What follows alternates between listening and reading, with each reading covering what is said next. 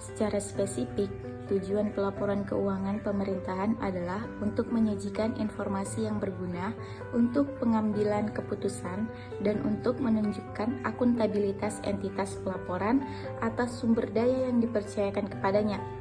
Seperti yang kemudian dijelaskan dalam kerangka konseptual PP nomor 71 tahun 2010 paragraf 26, bahwa pelaporan keuangan pemerintahan seharusnya menyajikan informasi yang bermanfaat bagi para pengguna dalam menilai akuntabilitas dan membuat keputusan, baik keputusan ekonomi, sosial, maupun politik. Laporan keuangan SKPD adalah suatu hasil dari proses mengidentifikasi, pengukuran, pencatatan, dan transaksi ekonomi atau keuangan dari entitas akuntansi yang ada dalam suatu pemerintahan daerah yang dijadikan sebagai informasi dalam rangka pertanggungjawaban pengelolaan keuangan entitas akuntansi dan pengambilan keputusan ekonomi oleh pihak-pihak yang memerlukannya, seperti yang dinyatakan oleh Abdul Halim dan Muhammad Syam Khusuf dalam bukunya Akuntansi Keuangan Daerah pada tahun 2014, bahwa pada dasarnya transaksi ekonomi adalah aktivitas yang berhubungan dengan uang. Proses selanjutnya adalah pengukuran transaksi ekonomi, yaitu dengan menggunakan satuan uang. Jadi, semua transaksi di dalam akuntansi harus dinyatakan dalam satuan uang. Nah, selanjutnya ada peranan dan tujuan laporan keuangan. Yang pertama ada menyediakan informasi tentang sumber, alokasi, dan penggunaan sumber daya keuangan. Yang kedua ada menyediakan informasi mengenai kecukupan penerimaan periode berjalan untuk membiayai seluruh pengeluaran. Lalu yang ketiga, menyediakan informasi mengenai jumlah sumber daya ekonomi yang digunakan dalam kegiatan entitas pelaporan serta hasil-hasil yang telah dicapai. Yang keempat, menyediakan informasi mengenai bagaimana entitas pelaporan mendanai seluruh kegiatannya dan mencakupi kebutuhan kasnya. Selanjutnya, menyediakan informasi mengenai posisi keuangan dan kondisi entitas pelaporan berkaitan dengan sumber-sumber penerimaannya, baik jangka pendek maupun jangka panjang, termasuk yang berasal dari pungutan pajak dan pinjaman. Dan yang terakhir, menyediakan informasi mengenai perubahan posisi keuangan entitas pelaporan, apakah mengalami kenaikan atau penurunan sebagai akibat kegiatan yang dilakukan selama periode pelaporan. Nah, selanjutnya kerangka konseptual PP nomor 71 tahun 2010 ini menyoroti bahwa setiap entitas pelaporan mempunyai kewajiban untuk melaporkan upaya-upaya yang telah dilakukan serta hasil yang dicapai dalam pelaksanaan kegiatan secara sistematis dan terstruktur pada suatu periode pelaporan untuk kepentingan yang pertama itu akuntabilitas. Ini untuk mempertanggungjawabkan pengelolaan sumber daya serta pelaksanaan kebijakan yang dipercayakan kepada entitas pelaporan dalam mencapai tujuan yang telah ditetapkan secara periodik. Lalu yang kedua, manajemen. Ini untuk membantu para pengguna untuk mengevaluasi pelaksanaan kegiatan suatu entitas pelaporan dalam periode pelaporan, sehingga memudahkan fungsi perencanaan, pengelolaan, dan pengendalian atas seluruh aset, kewajiban, dan ekuitas pemerintah yang untuk kepentingan masyarakat. Lalu yang ketiga, transparansi. Memberikan informasi keuangan yang terbuka dan jujur kepada masyarakat berdasarkan pertimbangan bahwa masyarakat memiliki hak untuk mengetahui secara terbuka dan menyeluruh atas pertanggungjawaban pemerintah dalam pengelolaan sumber daya yang dipercayakan kepadanya dan ketaatan pada peraturan perundang-undangan. Yang keempat, keseimbangan antar generasi atau intergenerational equity. Ini untuk membantu para pengguna dalam mengetahui kecukupan penerimaan pemerintah pada periode pelaporan untuk membiayai seluruh pengeluaran yang dialokasikan, dan apakah generasi yang akan datang diasumsikan akan ikut menanggung beban pengeluaran tersebut. Lalu yang terakhir yaitu evaluasi kinerja. Ini untuk mengevaluasi kinerja entitas pelaporan, terutama dalam penggunaan sumber daya ekonomi yang dikelola pemerintah untuk mencapai kinerja yang akan direncanakan. Lalu ada laporan keuangan menurut PSAP nomor 1 paragraf 32 disajikan sekurang-kurangnya sekali dalam 1 tahun. Nah, dalam situasi tertentu, tanggal laporan suatu entitas berubah dan laporan keuangan tahunan yang disajikan dengan suatu periode yang lebih panjang atau lebih pendek dari 1 tahun, entitas pelaporan mengungkapkan informasi yang pertama itu ada alasan penggunaan periode pelaporan tidak 1 tahun, dan yang kedua ada fakta bahwa jumlah komparatif untuk laporan tertentu seperti arus kas dan catatan-catatan terkait tidak dapat diperbandingkan.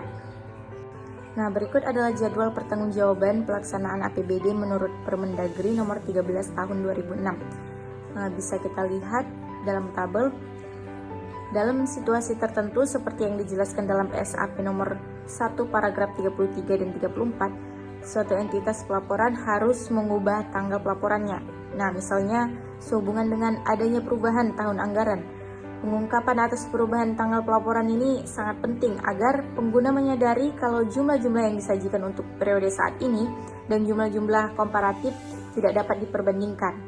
Adapun contoh lainnya itu seperti dalam masa transisi dari akuntansi berbasis kas ke akuntansi berbasis akrual, suatu entitas pelaporan mengubah tanggal pelaporan entitas-entitas akuntansi yang berada dalam entitas pelaporan untuk memungkinkan penyusunan laporan keuangan konsolidasian.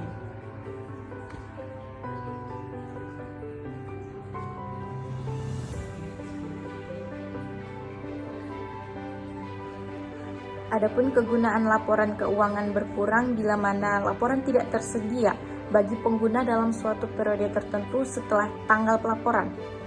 Ada faktor-faktor yang dihadapi seperti kompleksitas,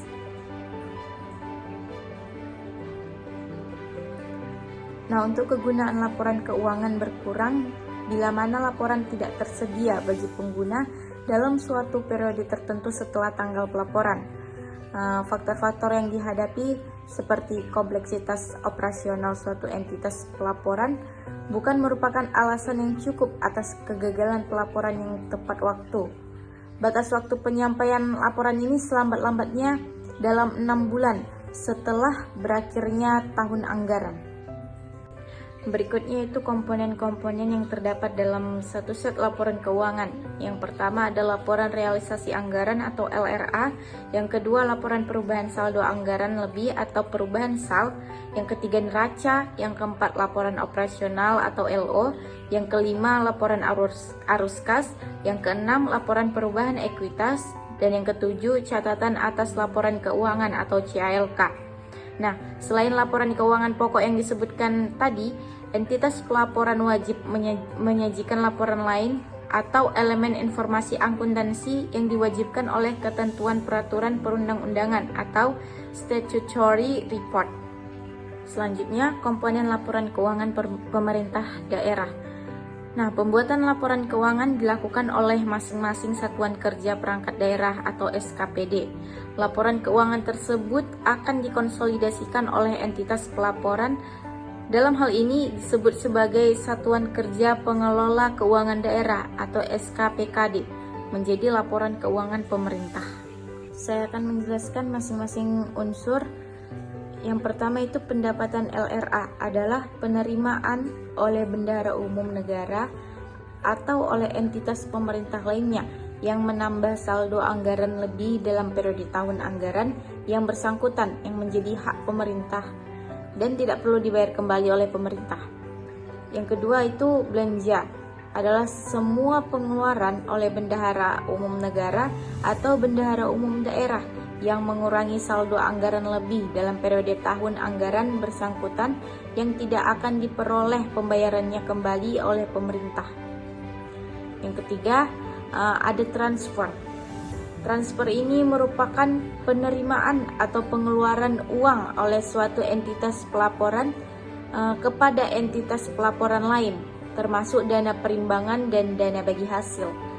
Yang keempat, pembiayaan atau financing.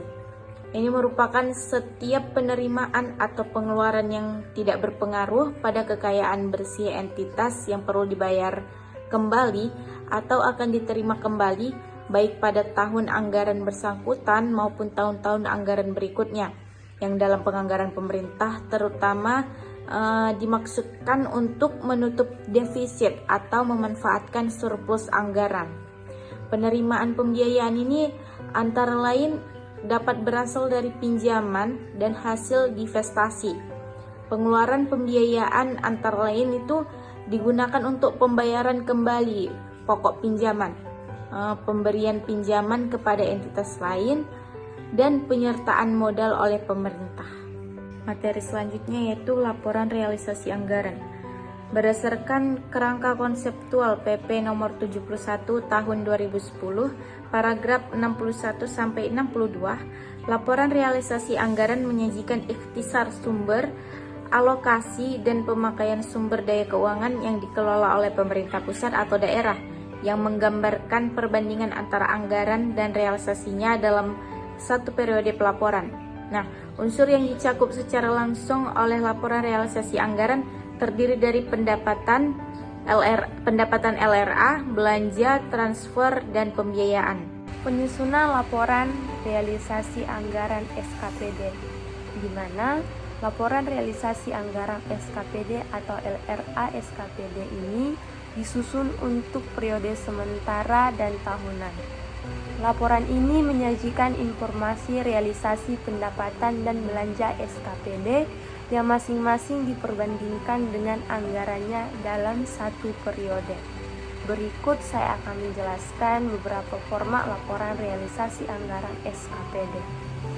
Pada format laporan realisasi anggaran SKPD sebelum konversi seperti yang telah terlihat pada tabel pada layar ini, bahwa terdapat 2 poin pada format laporan ini. Yang pertama ada poin pendapatan dan yang kedua ada poin belanja, di mana pada poin pendapatan ini terdapat pendapatan asli daerah yang terdiri pada 4 poin, di mana yang pertama pendapatan pajak daerah, yang kedua pendapatan retribusi daerah, yang ketiga pendapatan hasil pengelolaan kekayaan daerah yang dipisahkan, dan yang keempat itu lain-lain pendapatan asli daerah yang sah. Sedangkan pada belanja terdapat 2 poin. Yang pertama belanja tidak langsung, di mana terdiri pada belanja pegawai, sedangkan pada belanja langsung itu terdiri terhadap 3 bagian. Yang pertama belanja pegawai, kedua belanja barang dan jasa, dan ketiga belanja modal.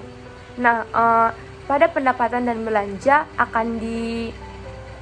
akan ditotalkan berapa pendapatan dan berapa belanja. Setelah totalnya dapat, maka pendapatan akan dikurang terhadap belanja yang akan menghasilkan apakah itu surplus atau defisit.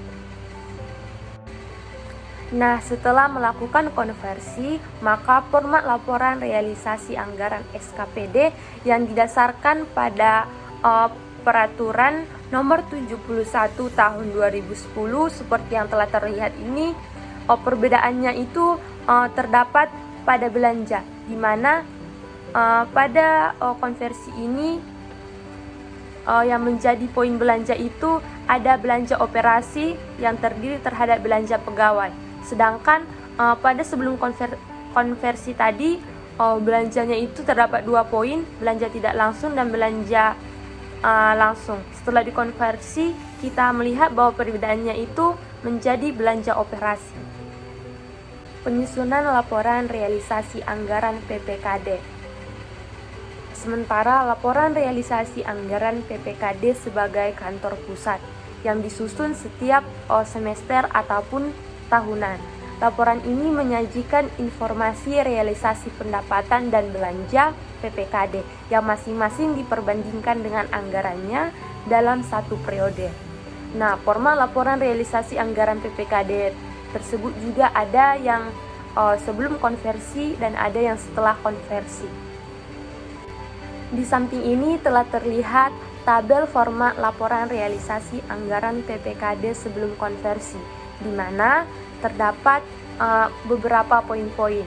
Poin pertama itu pendapatan. Pendapatan ini yaitu adalah pendapatan asli daerah yang terbagi ke dalam 4 poin. Yang pertama itu pendapatan pajak daerah, kedua pendapatan retribusi daerah, ketiga pendapatan hasil pengelolaan kekayaan daerah yang dipisahkan, dan yang keempat itu lain-lain pendapatan asli daerah.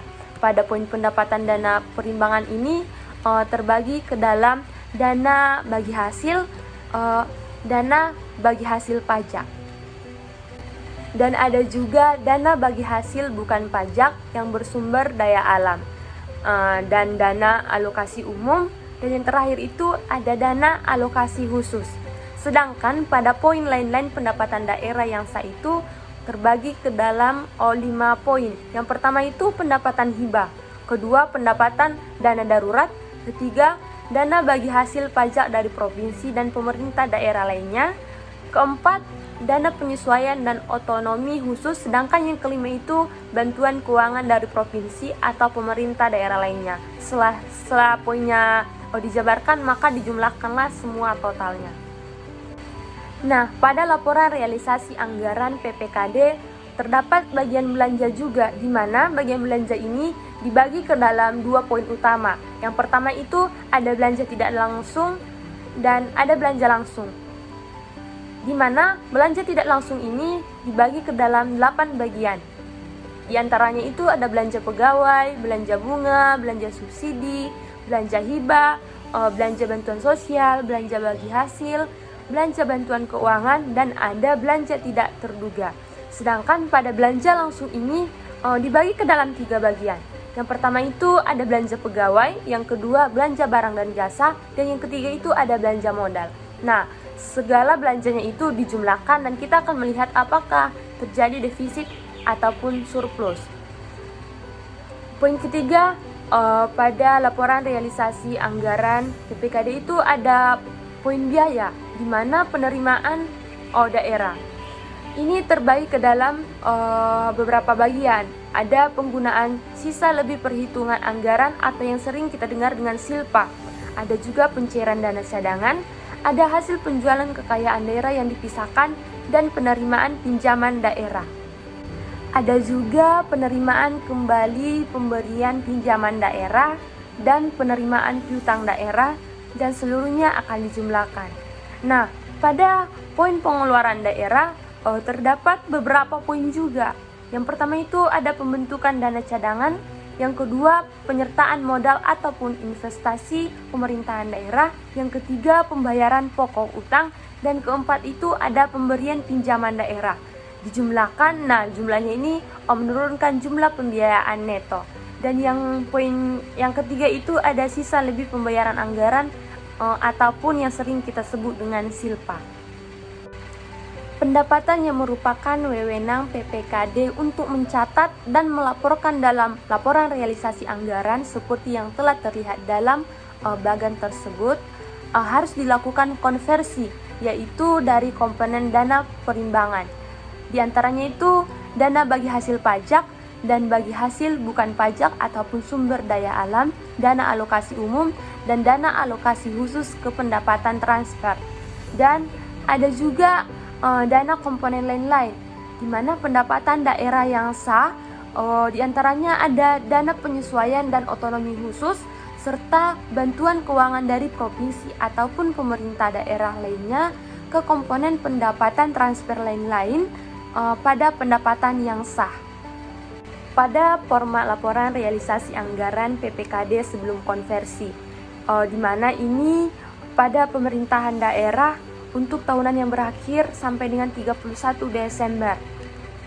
Nah, pada format yang telah terlihat seperti gambar berikut, bahwa pada pendapatan itu terdapat pendapatan asli daerah, di mana yang terbagi ke beberapa poin. Seperti yang telah saya jelaskan dari beberapa penjelasan saya berikutnya itu ada 4 poin, di mana pendapatan pajak daerah, pendapatan retribusi daerah, pendapatan hasil pengelolaan kekayaan daerah yang dipisahkan, dan ada lain-lain pendapatan asli daerah yang sah. Sedangkan pada pendapatan dana perimbangan terdapat dana bagi hasil, dana bagi hasil pajak. Sedangkan pada format realisasi anggaran PPKD setelah dikonversi untuk pemerintah daerah itu kita melihat terjadi perbedaan di antara pendapatan transfer. Sedangkan pada sebelum konversi tadi tidak terdapat pada pendapatan transfer yang ada itu ada pendapatan dana perimbangan. Nah, setelah dikonversi terjadilah perubahan pada pendapatan transfer, di mana terbagi ke dalam beberapa poin. Ada transfer pemerintahan pusat dana perimbangan, ada juga dana bagi hasil pajak, dana bagi hasil bukan pajak dalam sumber daya alam, dan ada dana alokasi umum, dana alokasi khusus, transfer pemerintah pusat lainnya, dana otonomi khusus, dan ada juga dana penyesuaian. Nah, terdapat juga perbedaan pada lain-lain pendapatan yang sah yang terbagi ke dalam beberapa poin. Ada poin pendapatan hibah, pendapatan dana darurat, dan pendapatan lainnya. Jumlah dari pendapatan tersebut dijumlahkan. Ada pada poin belanja terdapat beberapa belanja, seperti ada belanja operasi. Pada belanja operasi ini terdapat beberapa poin, yaitu belanja bunga, belanja subsidi, belanja hibah, belanja bantuan sosial, dan ada juga belanja bantuan pada keuangan.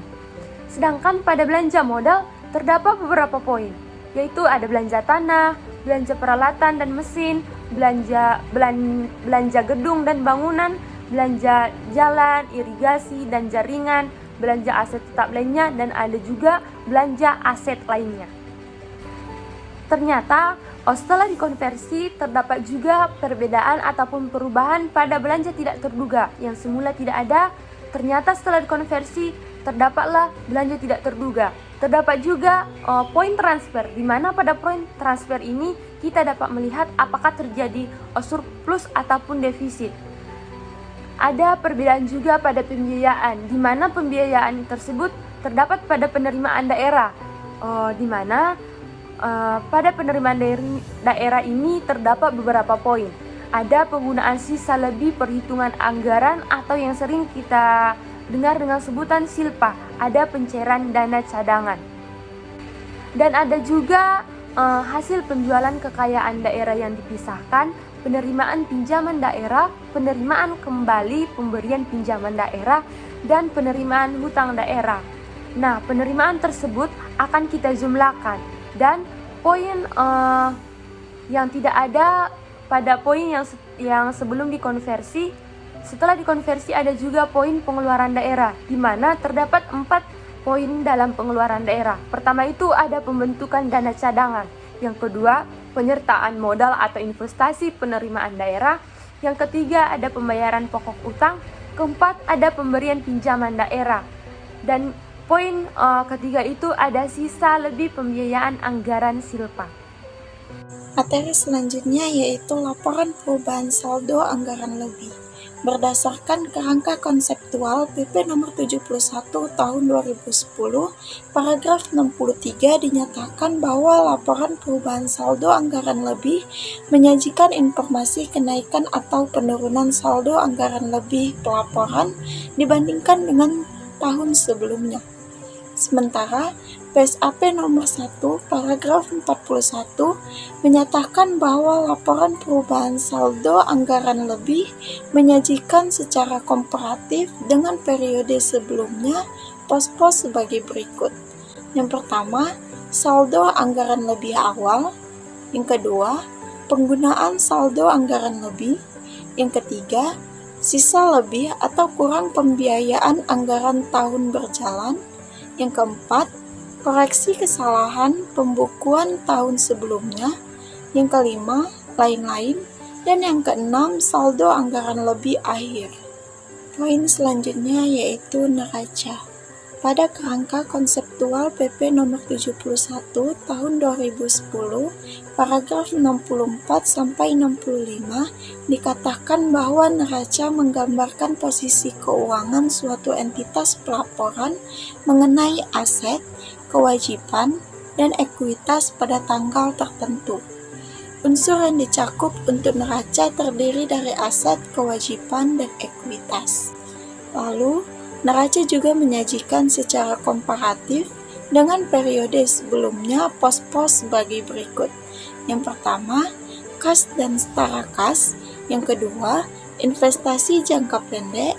Yang ketiga, piutang pajak dan bukan pajak. Lalu persediaan. investasi jangka panjang, aset tetap, kewajiban jangka pendek, kewajiban jangka panjang, dan ekuitas. Dalam PSAP nomor 1, paragraf 53, dinyatakan bahwa aset dan kewajiban yang berbeda dalam sifat dan fungsi kadang-kadang diukur dengan dasar pengukuran yang berbeda.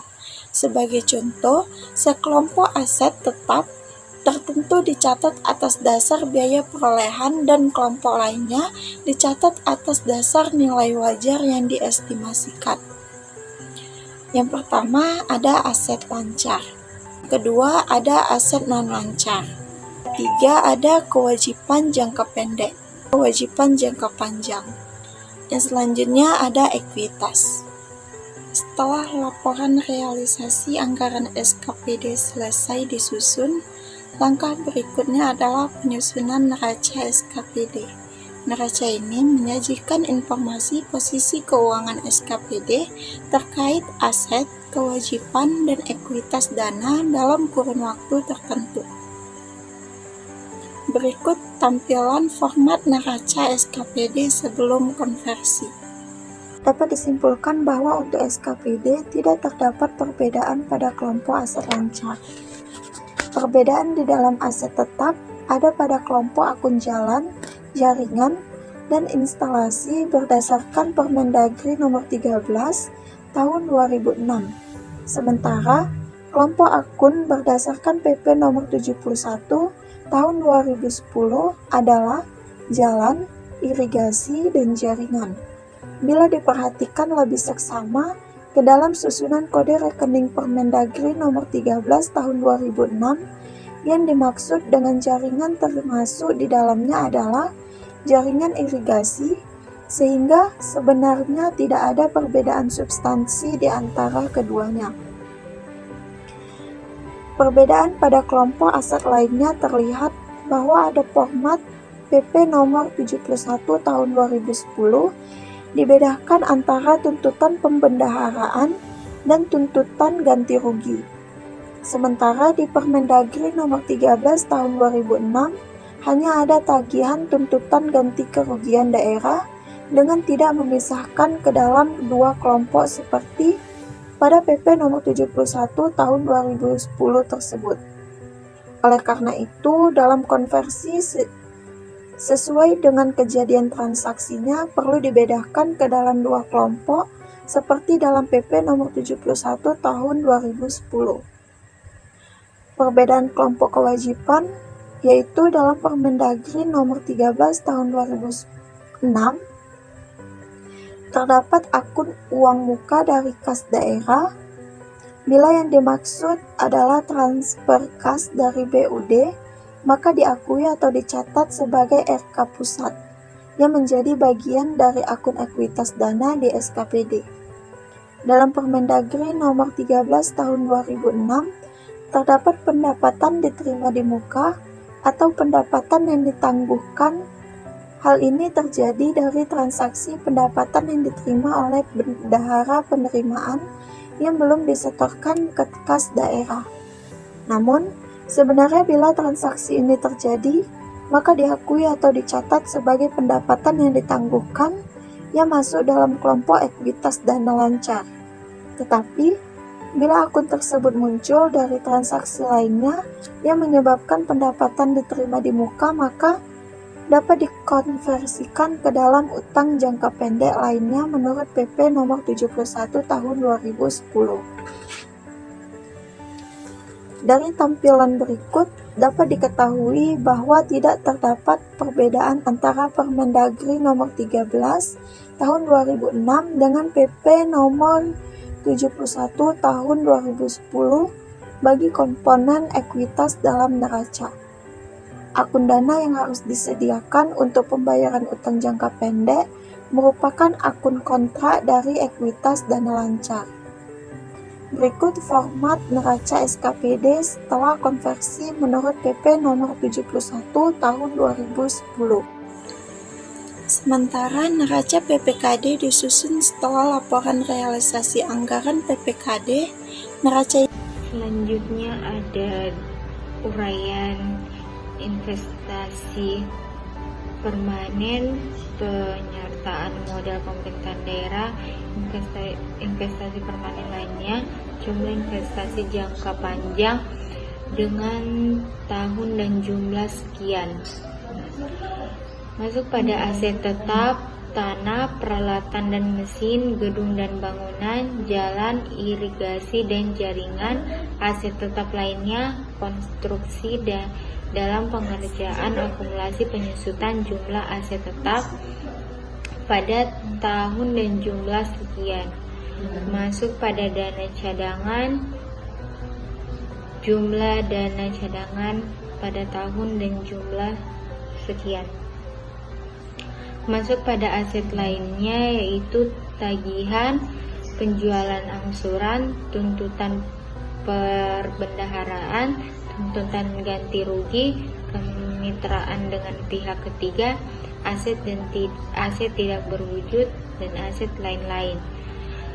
Masuk pada jumlah aset lainnya, jumlah aset dengan tahun dan jumlah sekian. Masuk pada kewajiban jangka pendek, utang perhitungan pihak ketiga PEK, utang bunga, bagian lancar utang dalam negeri, bagian lancar utang jangka panjang lainnya, utang jangka pendek lainnya. Masuk pada kewajiban jangka panjang, utang dalam negeri dengan tahun dan jumlah sekian. Masuk pada uraian berikut, utang jangka panjang lainnya dan jumlah kewajiban sampai tahun dan jumlah sekian. Masuk pada ekuitas RKPPKD dan jumlah ekuitas, jumlah kewajiban dan ekuitas tahun dan jumlah sekian. Masuk pada laporan operasional pada kerangka konseptual PP nomor 71 tahun 2010 paragraf 78 sampai 79 dilaksanakan bahwa laporan operasional menyajikan intisar sumber daya ekonomi yang menambah ekuitas dan penggunaannya yang dikelola oleh pemerintahan pusat atau daerah untuk kegiatan dan pendapatan LO, beban, transfer, dan pos-pos luar biasa. Masing-masing unsur dapat dijelaskan sebagai berikut. Yang pertama, pendapatan LO adalah hak pemerintah yang diakui sebagai penambah nilai kekayaan bersih. Selanjutnya ada beban, adalah kewajiban pemerintahan yang diakui sebagai pengurungan nilai kekayaan bersih. Selanjutnya ada transfer, adalah hak penerimaan atau kewajiban pengeluaran uang dari oleh suatu entitas pelaporan dari atau kepada entitas pelaporan lain, termasuk dana perimbangan dan dana bagi hasil. Selanjutnya ada pos luar biasa, adalah pendapatan luar biasa atau beban luar biasa yang terjadi karena kejadian atau transaksi yang bukan merupakan operasi biasa, tidak diharapkan sering atau rutin terjadi, dan perbedaan luar biasa kendali atau pengaruh entitas tadi. Contoh beban atau amortisasi, beban alat tulis kantor, beban transportasi, serta beban gaji dan tunjangan pegawai, dan tidak direalisasikan pada berbagai fungsi dalam suatu entitas pelaporan. Metode ini sederhana untuk diaplikasikan dan kebanyakan entitas kecil karena tidak memerlukan alokasi beban operasional pada berbagai fungsi.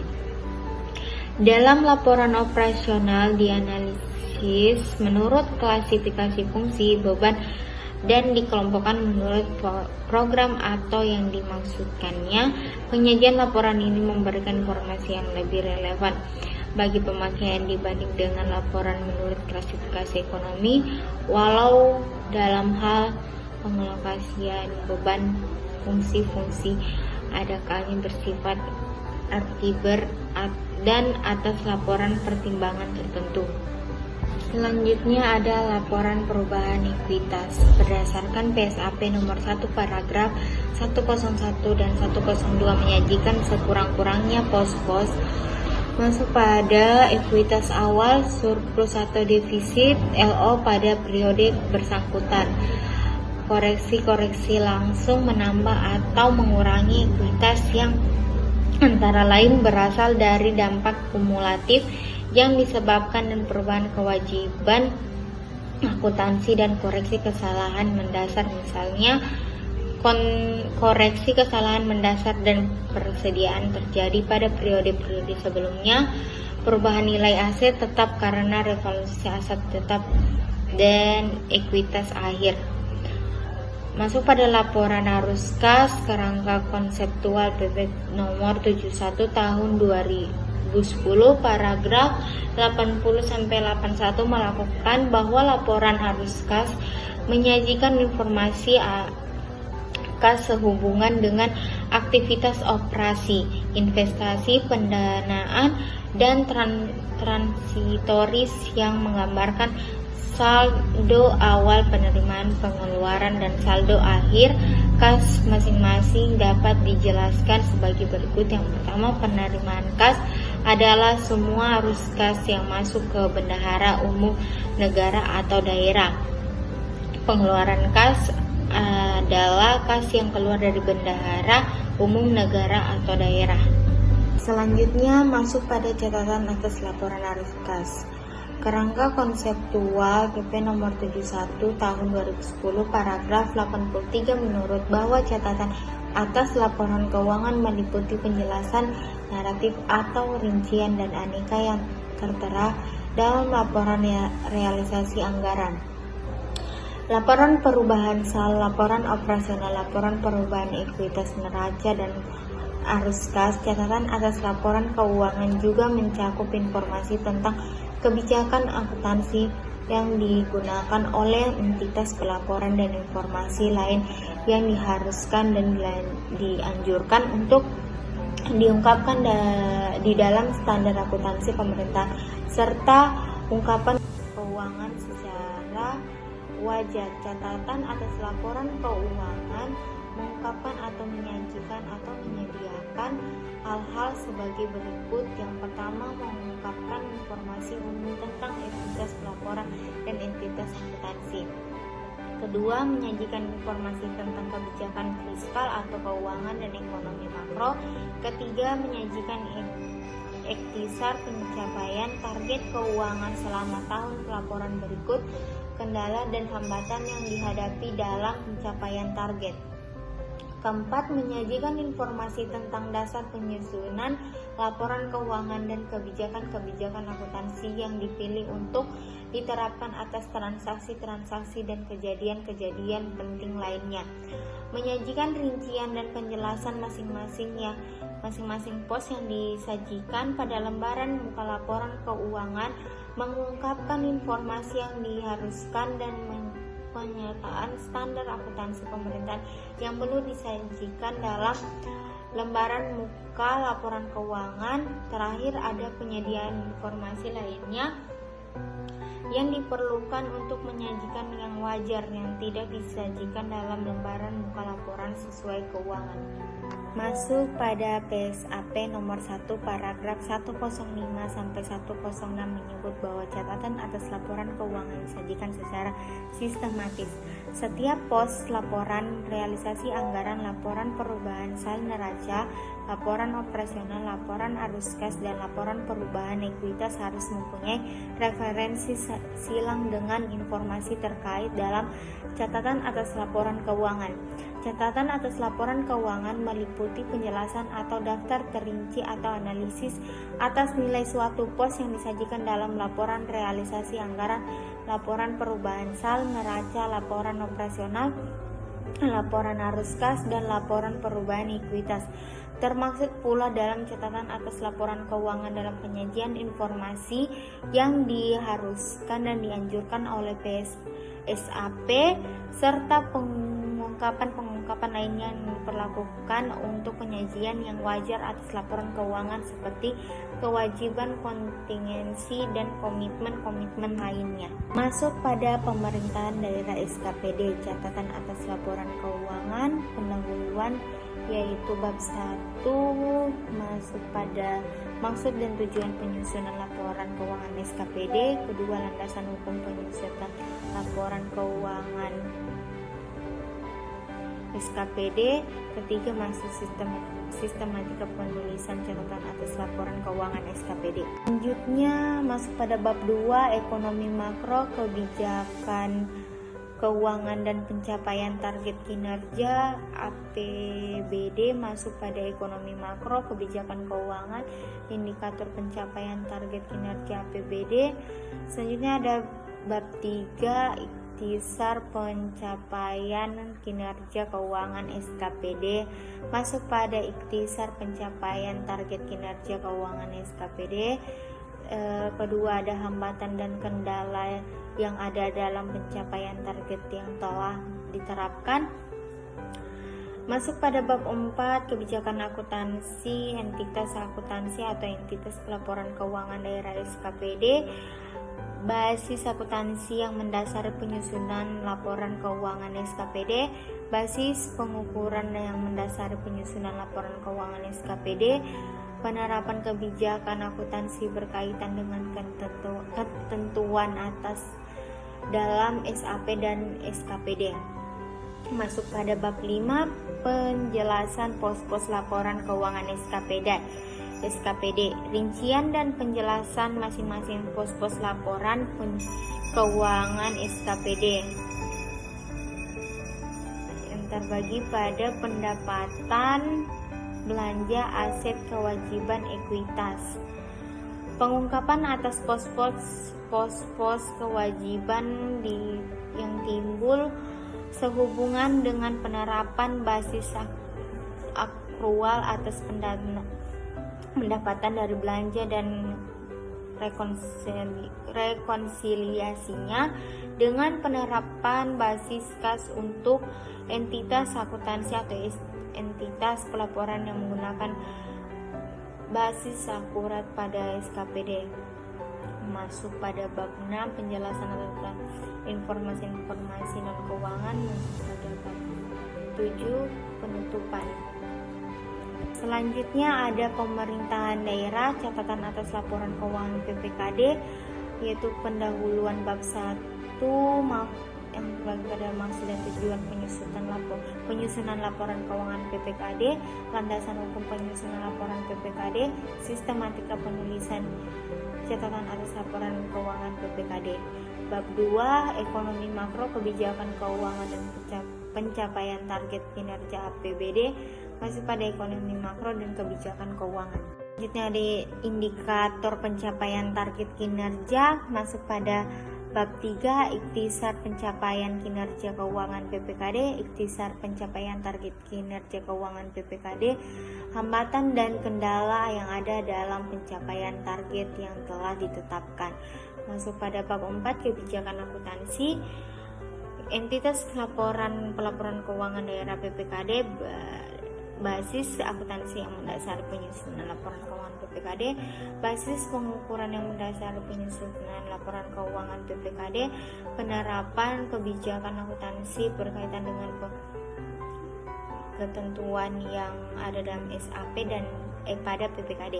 Masuk pada bab 5 penjelasan pos-pos laporan keuangan PPKD, rincian dan penjelasan masing-masing pos-pos pelaporan keuangan PPKD yang terbagi menjadi pendapatan, belanja, aset, kewajiban, ekuitas, dan dana.